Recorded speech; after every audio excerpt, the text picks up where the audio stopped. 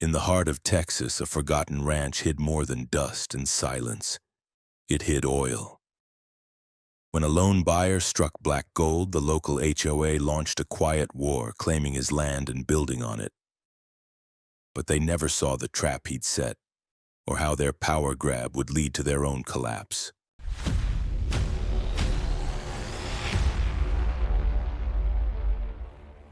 I didn't buy the land because it was beautiful.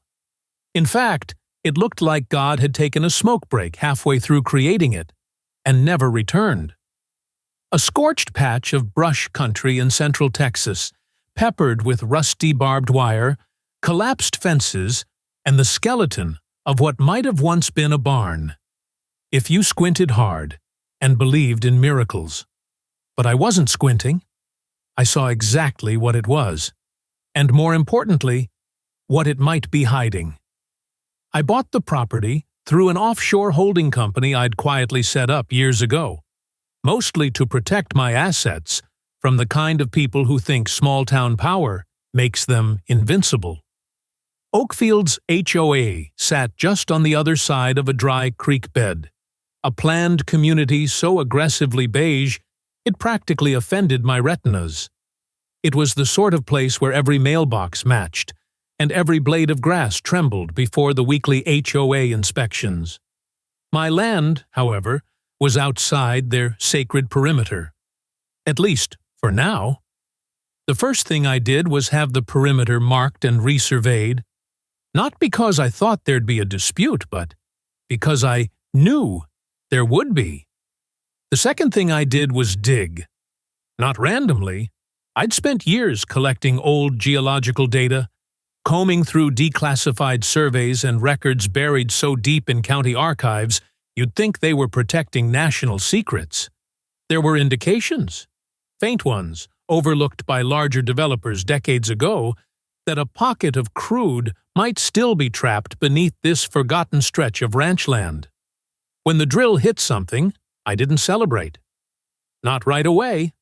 I'd seen too many false positives in my years working in oil engineering, but when we hit pressurized black gold on the third day of boring, sweet, heavy crude, I stood there in silence as the rig hissed, the pipe trembled, and the old land exhaled.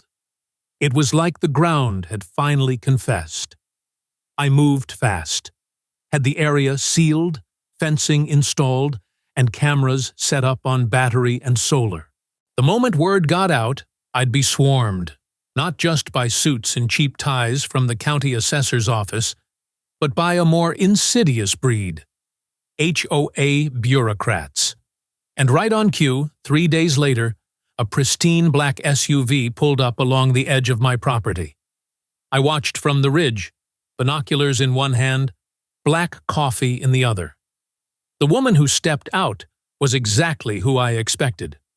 Tan slacks, a bright blouse 2 shades too tight, clipboard clutched like a Bible, and that uniquely self-righteous aura of someone who believed the word president next to HOA gave her federal authority. Her name, of course, was Karen. I didn't make that up.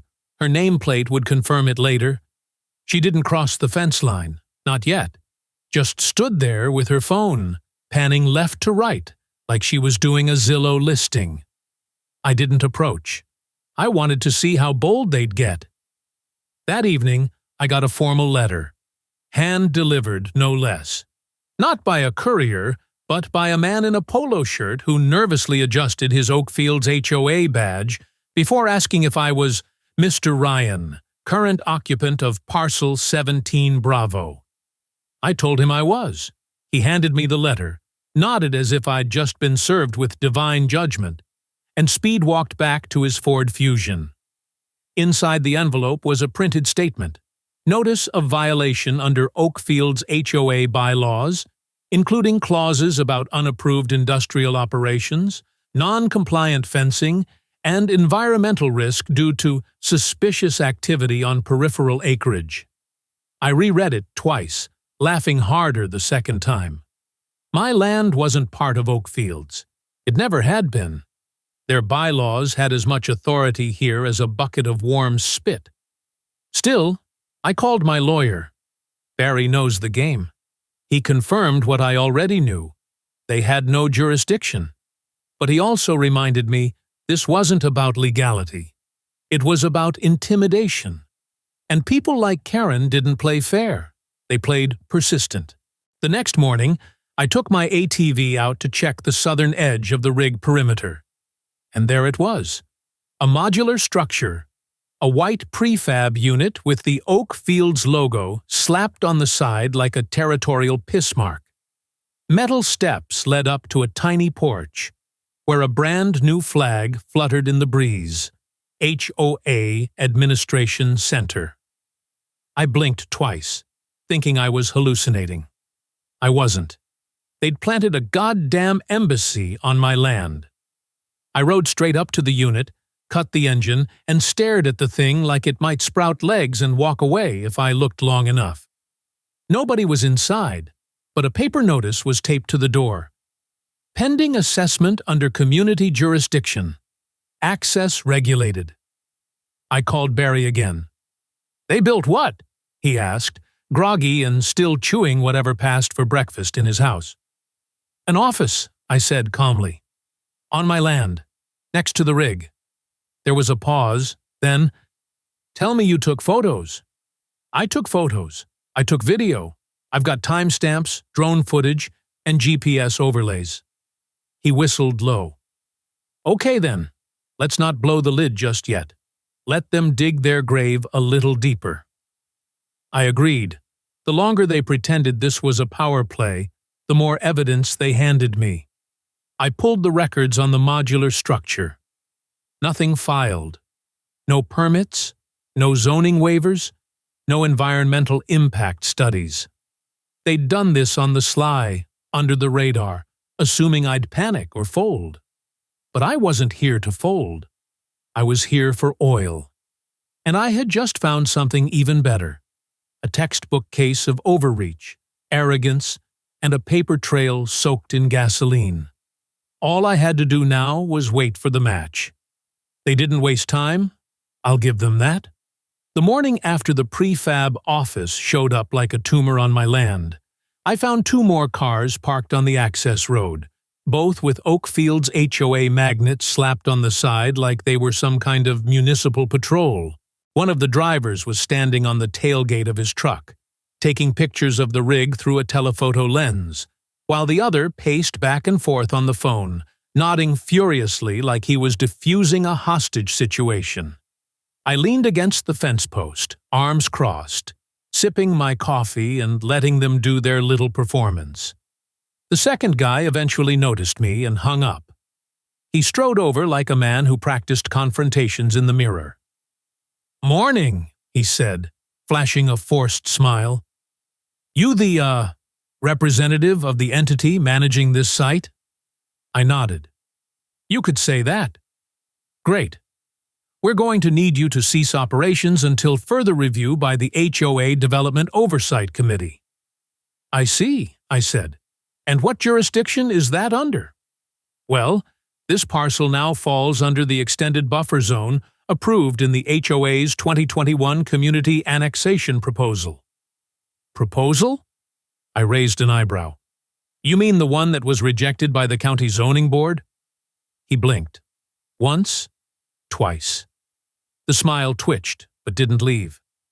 "Regardless, we consider this zone part of Oakfield's jurisdiction, effective immediately." "Got it." I pulled out my phone and took his photo. He flinched. "This'll pair nicely with the footage from last night.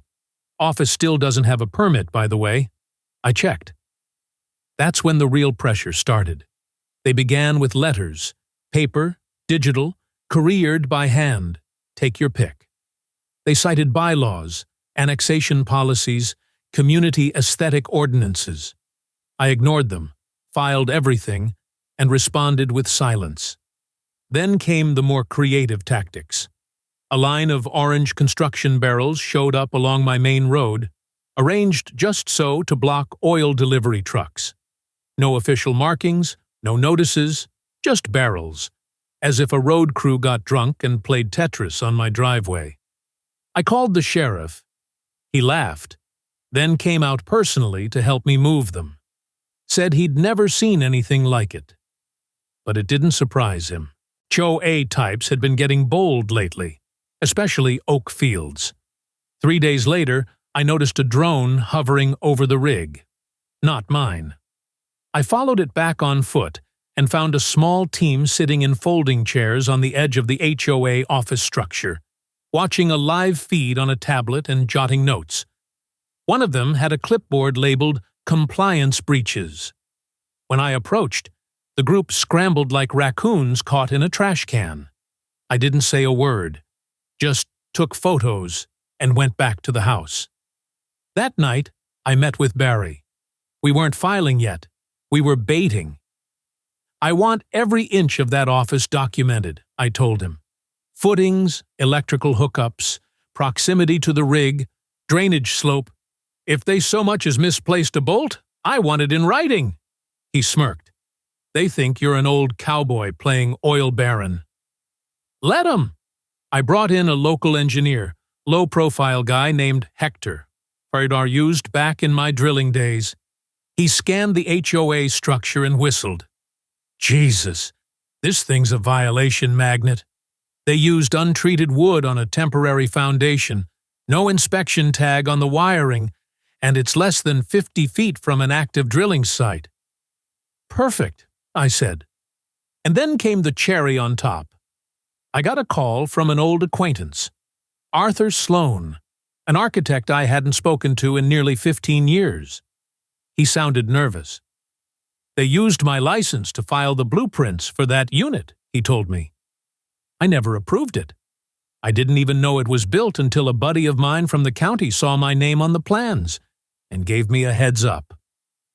"Willing to give a statement?" Pause. "If you guarantee I don't get buried in this mess?" "Yes." I promised nothing but truth.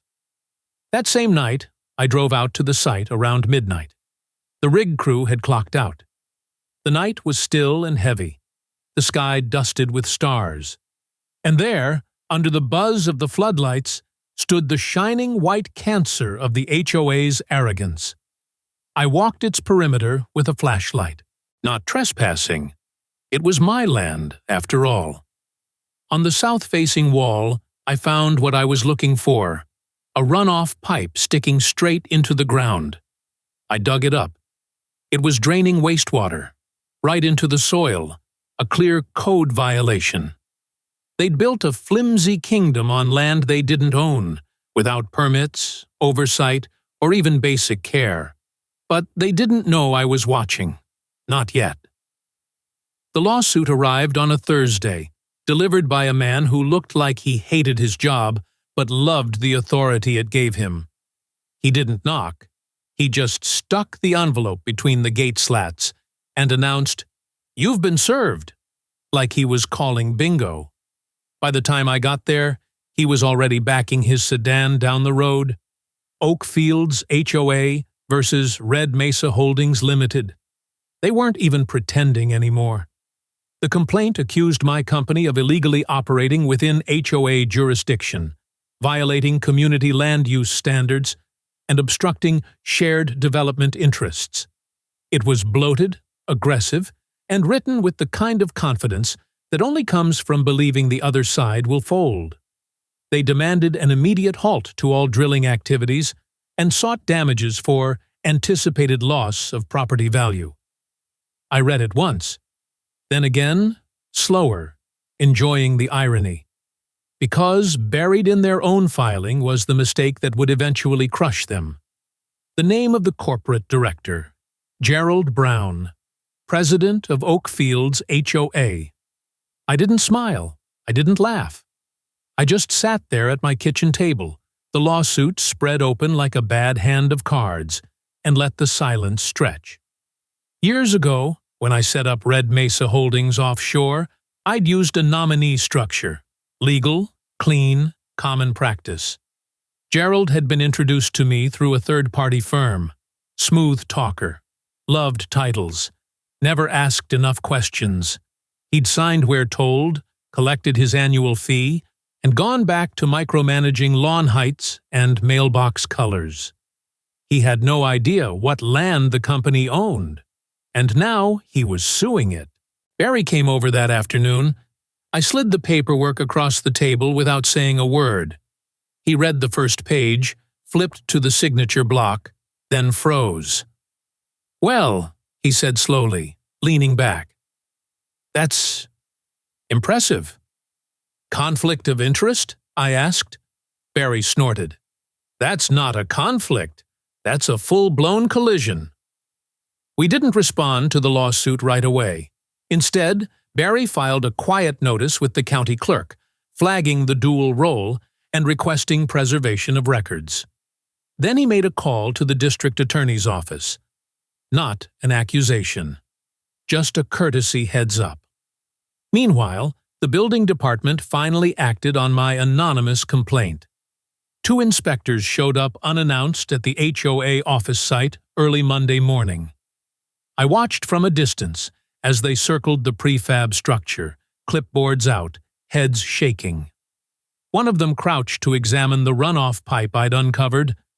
Another traced the electrical line with his finger, then looked up sharply at the rig behind it. They posted a red notice on the door before lunch. Unsafe structure. Code violations. Immediate cessation of use pending review. Karen arrived half an hour later, heels digging into the dirt, voice carrying even from where I stood. She argued, pointed, made calls. None of it mattered. The inspectors didn't raise their voices. They didn't need to. They'd already won. That afternoon, Barry forwarded me an internal memo from the county. The HOA office wasn't just non-compliant.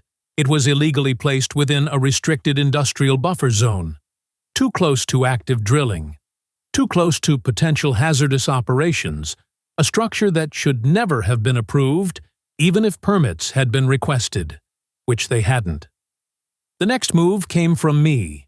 We filed a countersuit, trespass, interference with lawful business operations, harassment, and knowingly erecting an unpermitted structure on private land.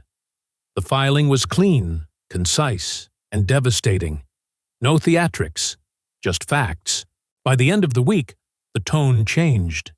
Emails from Oak Fields stopped sounding smug and started sounding cautious. Karen didn't come back to the site. The drone disappeared. The barrels stayed gone. And then, quietly, the news broke. The district attorney had opened a formal investigation into Gerald Brown for conflict of interest and undisclosed financial entanglements. Reporters started sniffing around. Not about me, about him. I stood at the edge of the rig that evening, listening to the steady mechanical rhythm of the pumps, watching the sun bleed into the horizon. They'd thought this was about control, about territory. They never realized they'd sued themselves. The HOA wasn't dead. Not yet. Like any wounded animal, it lashed out harder when cornered. The week after Gerald's conflict of interest went public, the smear campaign began. Oak Fields printed glossy flyers, real high-budget stuff, and hand-delivered them to every mailbox within 3 miles.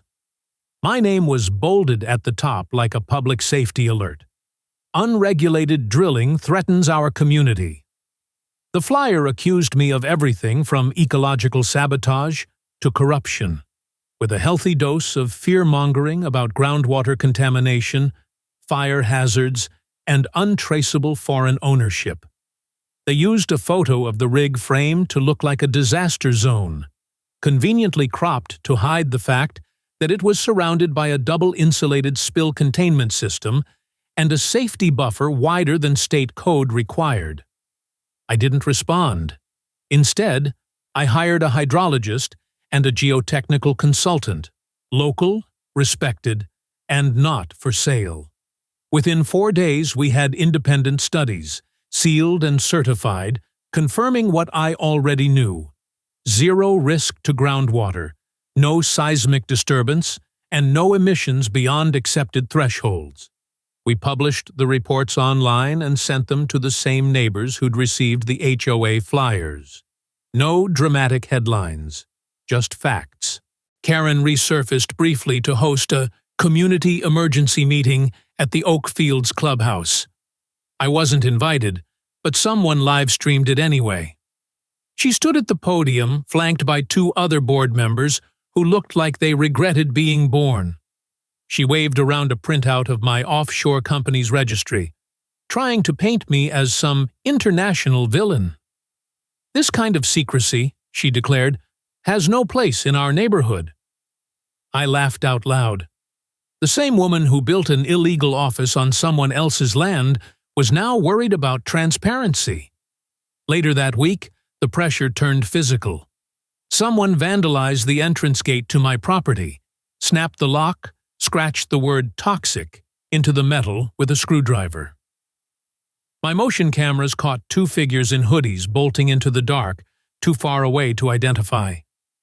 I reported it to the sheriff.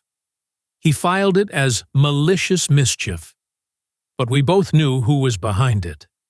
The video got posted anyway, labeled clearly, "Attempted sabotage on private property." The HOA had stirred up the neighborhood, but they couldn't keep their own house in order. Then came the real surprise. Barry called me on a Friday morning, voice low and serious. "You're going to want to see this," he said. He forwarded a document that had been leaked to a local reporter, a memo from Oak Fields' internal email chain. In it, a board member expressed concern that the HOA had overstepped its authority by acting on assumptions of jurisdiction not yet confirmed by county approval. Translation: they knew they had no legal claim to my land. Even better, the memo mentioned the office. Structure deployed preemptively near Parcel 17 to assert presence. That word, assert, it said everything. That same day, I received an unsigned envelope in my mailbox. Inside was a flash drive. No note, no return address. Just one file, a phone recording, time-stamped the week before the prefab unit was installed. Karen's voice was unmistakable. "We don't need permission," she said. "We build it fast, we build it big, and by the time they object, it's already there. De facto jurisdiction. That's how we win." I stared at the player in silence. Then I played it again. Barry nearly dropped his phone when I sent it to him. "That's not just arrogance," he said. "That's strategic trespass. Premeditated. This isn't civil anymore. It's criminal." I agreed, and I wasn't the only one who thought so. That weekend, I got a call from Hector, the engineer who'd assessed the HOA unit. He'd run into someone at a code enforcement seminar who used to work under Karen when she was a city planner years ago. Apparently, she'd been known for using tactical compliance tricks, pushing structures or fences just barely onto contested land to trigger annexation reviews. She'd tried it before. This time, she'd tried it with someone who kept receipts. The next morning, I filed a formal affidavit attaching the flash drive and all supporting documentation.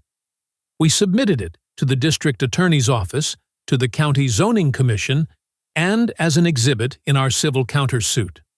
By noon, county code enforcement taped off the prefab HOA office with bright yellow caution ribbon. A second red notice was stapled right above the first. Demolition pending review. The wind picked up that afternoon.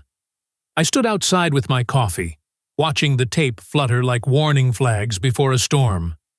No sirens, no drama, just silence and inevitability. The courthouse was packed.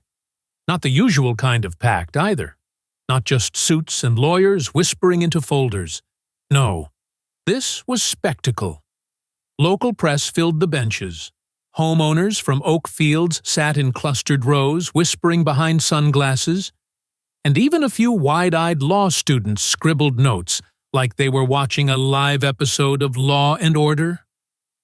Suburbia. Hell. Someone even brought popcorn. I'd seen quieter movie theaters. I adjusted my jacket and walked past the crowd, chin up, boots polished. Not because I needed to impress anyone, but because I knew how people talked when you didn't. The case had been consolidated by the judge. HOA's original complaint, my countersuit, and a growing stack of supplemental claims. Trespass, code violations, interference with private enterprise. And now, thanks to that flash drive and a few additional whistleblowers, we had a cherry on top. Premeditated abuse of authority. Gerald Brown didn't show up. His lawyers did, though, pale and stiff, as if they'd just realized they'd boarded the wrong train, and it wasn't stopping anytime soon. Karen was present, sitting at the plaintiff's table like nothing was wrong, her expression carefully curated somewhere between confident leader and concerned citizen. She didn't look at me. Our side opened with Barry. He was calm, collected, deadly. You wouldn't think a man with a southern drawl and mustard on his tie could tear legal arguments apart with surgical precision, but Barry made it look easy. He laid out the timeline like a surgeon opens a chest, precise, deliberate, and not afraid to cut deep. He started with jurisdiction. My land, clearly and legally separate from Oak Fields. Then moved to the fabricated claims of annexation, debunked. Then the office, unpermitted, unsafe, illegal. He showed photos, inspection reports, Hector's engineering breakdown, and the demolition order, projected on a screen large enough to be seen from the back row. But the killer moment came when Barry played the audio recording. Karen's voice filled the room. "We don't need permission. Build it fast. De facto jurisdiction." Gasps. Real, audible gasps. One of the reporters dropped his pen. Karen's lawyer objected, of course, claimed it was obtained without consent. But the judge overruled. Texas law allows one-party consent, and I was the party in possession. Barry pressed pause and let the silence hang there like smoke. Next came my turn on the stand. I told the story straight. The land purchase, the survey, the drilling, the sudden appearance of the office. I didn't dramatize, didn't embellish, just laid it out with the clarity of someone who'd had to defend his own property rights one fence post at a time. "Why didn't you immediately sue?" Barry asked. "Because I thought maybe they'd come to their senses," I said. I gave them every chance to walk away. But some people only understand the weight of a courtroom. Karen's attorney cross-examined me with the grace of a man handed a water pistol in a house fire. He tried to paint me as evasive, secretive, manipulative. He brought up my offshore company, tried to make it sound sinister. "You set up your holding company in the British Virgin Islands, correct?" "Correct." "To avoid taxes?" "No. To avoid HOA presidents who think they're God." Chuckles in the courtroom. Even the judge cracked the faintest smile. They had nothing left. By the end of the week, the HOA's legal team looked like they wanted to dissolve into their own chairs. Witnesses kept flipping. 2 former board members admitted they'd raised concerns about the office, but were overruled. One even confirmed Karen had fast-tracked the unit herself, skipping committee votes. Another confirmed Gerald had signed the original offshore documents for a fee, thinking it was some out-of-country paperwork for a ranch in Arizona. When the verdict came, the judge didn't mince words. The HOA's lawsuit was dismissed in full. My countersuit? Approved. They were ordered to pay for all damages: business disruption, legal fees, property damage, and punitive fines. Total award: $2.4 million. More importantly, the court issued a demolition mandate on the illegal HOA office, effective immediately. I didn't cheer, I didn't smirk, I just nodded. Outside the courthouse, the press swarmed. I gave a short statement. "I didn't drill for oil just to find arrogance and fraud at the surface," I said. but I'm glad the law still runs deeper than HOA nonsense. Karen slipped out through a side exit. Gerald, from what I heard, was preparing to step down for personal reasons. The district attorney's office was still reviewing his case. That was out of my hands now. I'd done my part. They brought in a bulldozer at 7 in the morning. No cameras, no speeches, no dramatic countdown. Just a grim crew from the county, blinking under the early sun, double-checking the demolition order taped to the door of the illegal HOA structure. I was already there, sipping coffee from a tin mug, boots planted in red Texas soil, watching like it was a long-overdue surgery. The machine revved once, backed up, and drove straight through the front steps of the prefab office. Wood splintered like dry bones. The flagpole snapped in two. The wall that had once held the Oakfields HOA Administration Center plaque buckled, then collapsed. 1 minute it was a structure, the next it was rubble. The neighbors gathered by the fence line, quiet, half in awe, half still processing what they'd seen in court. A few of them clapped. One guy whistled low and muttered, "Damn, never thought I'd see it come down." "Me neither," I said, "but it's about time." By noon, the site was cleared. The rig kept pumping in the background, oblivious to the politics that had nearly smothered it. I walked over to the patch of dirt where the HOA had tried to stake their flag, and pressed a simple wooden sign into the ground. Burned into the surface were 6 words: "Private land, not your kingdom." A local reporter snapped a photo. It ended up on the front page the next morning. Meanwhile, Oakfields was imploding.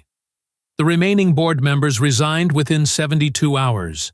Gerald Brown's resignation was buried in a 2-line statement sent through a PR firm, citing ongoing personal matters and the need for rest.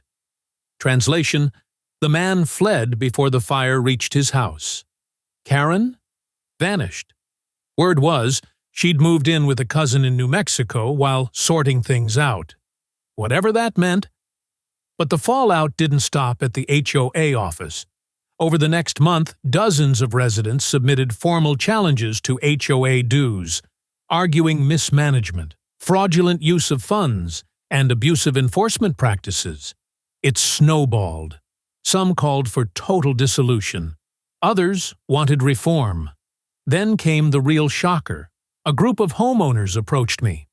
They asked if I'd be willing to consult, informally, on how to draft new bylaws for a restructured, volunteer-only neighborhood committee. No forced dues, no mandatory rules, just local cooperation. It felt like asking the guy who tore down the castle to draw up the blueprints for the next village. I didn't say yes, but I didn't say no. For now, I focused on my land. Oil production had scaled smoothly. I signed a cooperative extraction agreement with a local refinery, keeping things small and under my control. No national chains, no sellouts, just revenue, clean operations, and peace. I took a chunk of the settlement money, about $600,000, and started a private fund, Property Rights Legal Defense of Texas.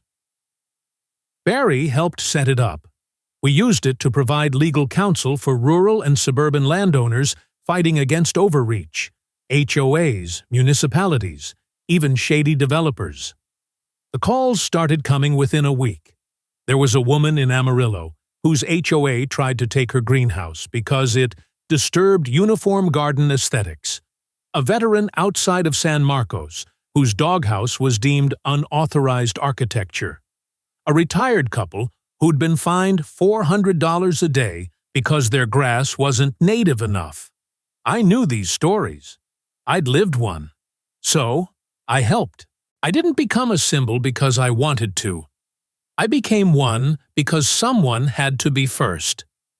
You plant your boots, stand your ground, and suddenly others realize they can too. The land changed after the fight. Not the dirt. The people. Where there had once been paranoia and finger-pointing, there was now something like pride. Folks who used to glare at me during HOA meetings now waved when they drove by. Someone brought me a pie. I didn't ask why. I just nodded and said thank you. One morning, I noticed a kid about 12 years old standing on the edge of my fence line, staring at the pump jack rocking in its steady rhythm. "Is that where oil comes from?" he asked. "Sometimes," I said, "but more often it comes from someone not backing down." He nodded like he understood, though I wasn't sure if he really did. Didn't matter. He would. 1 year later, the rig was still pumping, slow and steady, like the heartbeat of the land itself. The lawsuits were over, the flags were gone, and nobody in a polo shirt had stepped foot on my property in months. Peace, it turns out, doesn't come with silence. It comes with the absence of HOA letters in your mailbox. To celebrate, I threw a barbecue. Not just any barbecue. The first annual private property independence cookout. Hosted right at the old rig site, where the illegal HOA office had once stood before the bulldozer blessed it back into the earth. I rented a couple of tents, set up coolers full of beer, and hired a blues band from Austin that owed me a favor from back in the 90s. The guest list. Anyone who'd ever told an HOA to shove it, or wanted to but hadn't found the nerve. By noon, the place was packed. Pickup trucks lined the fence, lawn chairs sprouted across the field like blue and white mushrooms. The smoker I borrowed from Hector hissed like a dragon, and a volunteer from the Property Rights Fund manned the grill with greasy, glorious pride. Barry showed up late, wearing a bolo tie and carrying a folder labeled, "Just in case they show up again." He handed it to me like a gift. Inside was a fresh copy of the court ruling, laminated, waterproof, and notarized. "For framing," he said, "or swinging." I gave him a beer. The music kicked in around 2. Kids ran around the old pump jack, which we'd fenced off for safety and painted bright orange. Someone hung a wooden sign from the fence. "Yes, it's legal." Another taped a sticker to the tank. "No, you can't regulate this." It was stupid and perfect. Near sunset, I was sitting on the tailgate of my truck when a woman approached. Middle-aged, glasses, wearing a sun hat that looked like it belonged in a gardening catalog. She held a paper plate with 2 ribs and a cookie. "You're Mr. Ryan, right?" I nodded. "My son lives up in Round Rock. They were having trouble with their HOA. Fines, threats, all that. Your legal fund helped them fight it. They won last month. Got a refund, too." I smiled. "That's what the money's for." She hesitated, then added, "I used to be on the Oak Fields board. I voted for the office." Now that was interesting. "Regret it?" I asked. She nodded. "Every day." I raised my beer. "Then you're welcome here." She clinked her cookie against my bottle. Happy Independence. As the sky turned gold, the blues band struck up a slow tune, and the crowd settled into the kind of quiet you only get in Texas. Big sky, soft dirt, and the hum of land that remembers. I looked out at the people, the laughter, the flags with phrases like, "Mow your own lawn, Brenda," and realized I wasn't just the guy who struck oil anymore. I was the guy who said no, the guy who didn't blink. A kid climbed onto the flatbed behind me and held up a phone. "Hey, Mr. Ryan, can I get a quote for my civics project? Like, something about freedom?" I thought for a second, then said, "Owning land means drawing a line and daring someone to cross it. But keeping it, really keeping it, that's about knowing when to push back and when to throw a damn good party." He grinned and ran off. I stayed there until the sun dipped below the hills. The shadows stretched out long and lazy, and the stars blinked awake. The rig kept pumping in the background, slow and steady, like it always had. And I raised my glass to the dirt beneath my feet. Hard-won, oil-soaked, and finally, mine. Friends, this story borders on the absurd, and yet it's entirely real. Imagine buying land outside Iowa, the jurisdiction of an HOA, conducting a proper survey, digging based on years of geological research, and then striking oil. A victory, right? Not so fast. Suddenly, an HOA sets up a modular administration office on your land. No permits, no warning, no legal basis. Just a flag, a clipboard, and a Karen with a God complex. Our protagonist kept his cool. Instead of confronting them immediately, he gathered evidence: photos, video, drone footage, GPS overlays, documentation proving their structure was illegal. He didn't panic or act emotionally. He lawyered up and let them dig their own grave. This calm, methodical approach became his greatest strength. But here's the question: was waiting the right move? Should he have called the police the moment that illegal structure went up?